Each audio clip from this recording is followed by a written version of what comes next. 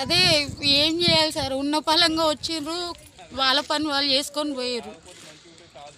కొన్ని ఏళ్ళ సంది ఈడు ఉంటున్నాం, మాకు ఎవ్వరు ఏం గతి లేదు. ఇప్పుడు అన్ని సామాన్లు పోయినాయి. ఇప్పుడు నేను ఏడు ఉండాలి?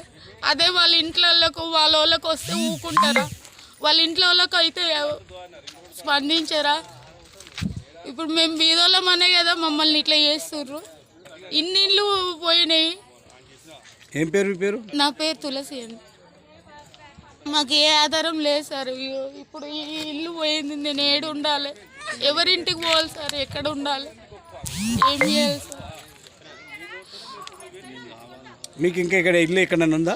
ఇక్కడ ఇల్లు ఏం లేదు సార్. నైట్ ఎక్కడికి పోతారు? ఇప్పుడు ఇలా అయింది కదా, నైట్ ఎక్కడ పోతారు? నైట్ ఎక్కడ పోవాలి సార్? వాళ్ళ ఇళ్ళల్లో అయితే వాళ్ళు చూసుకుంటారు, మా దాంట్లోకి రాదు కదా సార్. మేము బీదోళ్ళం. సరే ఇప్పుడు ఏం చేద్దాం అనుకుంటున్నాం? ఈ వీలే చేసి